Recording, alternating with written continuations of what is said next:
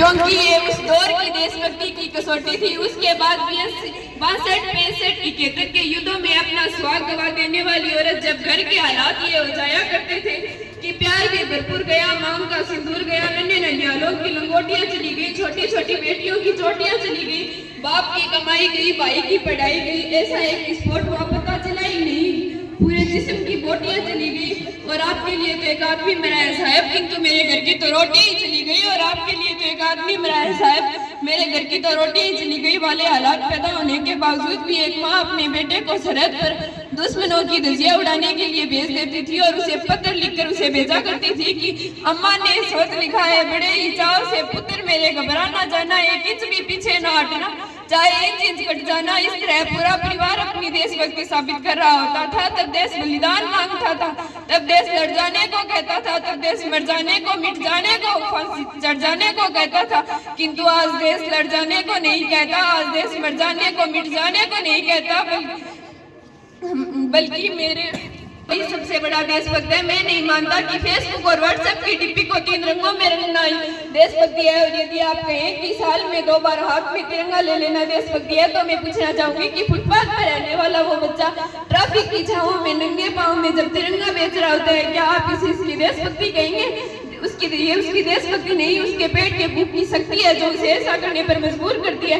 क्योंकि ना मस्जिद को जानते हैं, ना सिवालों को जानते हैं, ना मस्जिद को जानते हैं, ना सिवालों को जानते हैं। जो पेट के भूखे होते हैं वो सिर्फ भोजन के निवालों को जानते हैं, जो पेट के भूखे होते हैं वो सिर्फ भोजन के निवालों को जानते हैं। अपने परिवार, अपने समाज, अपने देश के लिए समर्पण का भाव है देशभक्ति। और हर देशद्रोही के जीवन में आने वाला तूफान है हमारी सच्ची देशभक्ति, ताकि हर देशद्रोही सके कि अगर तू परिंदा है तो आसमान तेरा, अगर तू दरिंदा है तो ये शमशान तेरा, भाईचारे से रहना है तो ये इस जमीन पर, वरना ये कब्र भी तेरी और ये कब्रिस्तान भी तेरा है। लेकिन एक देशद्रोही से ज्यादा देशभक्ति तबाह होती है जब एक बेटा अपने बूढ़े माँ बाप को वृद्धाश्रम की चौखट पर छोड़ाता है। वो देशभक्ति की मुसीबत में फंसे लोगों की जान बचाने से ज्यादा अपनी सेल्फी लेकर अपना लाइफ बढ़ाने में लगे रहते हैं। आज के इस दौर में वो युवा जिनके ऊपर जिम्मेदारी थी अपने देश, अपने समाज, अपने परिवार, अपने राष्ट्र की आशाओं को बांधे रखने की,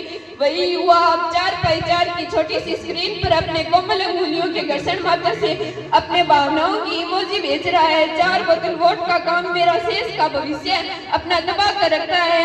हम एक ऐसे समाज में जीते हैं जहाँ लड़कों से बातें करते थे भाई बढ़ते हैं, वही भाई अपनी गर्लफ्रेंड की किस्से में घर में हंस कर सुनाते हैं। और मैं बता दूं, महिला सुरक्षा के मामले में हम आज भी 4 नंबर पर आते हैं। हम ना एक ऐसे समाज में जीते हैं जहाँ पत्थर की मूर्त को लगते हैं योग और भूखे नंगे तड़पते सो जाते हैं लोग। मजदूर को मजदूर समझिए, मजबूर नहीं, गरीब को काम दीजिए, दान नहीं। और अगर दान देने के इच्छुक है तो जीते जी रक्तदान दीजिए और मरने के बाद अंगदान देकर मरते हुए को जीवन दान दीजिए। यही है सच्ची देशभक्ति। ना सरकार मेरी है, ना रब मेरा, ना सरकार मेरी है, ना रब मेरा, और ना ही बड़ा सा नाम मेरा। बस इतनी सी बात का गुरूर है मुझे कि मैं भारत का हूँ, ये भारत मेरा। बस इतनी सी बात का गुरूर है मुझे कि मैं भारत का हूँ, ये भारत मेरा।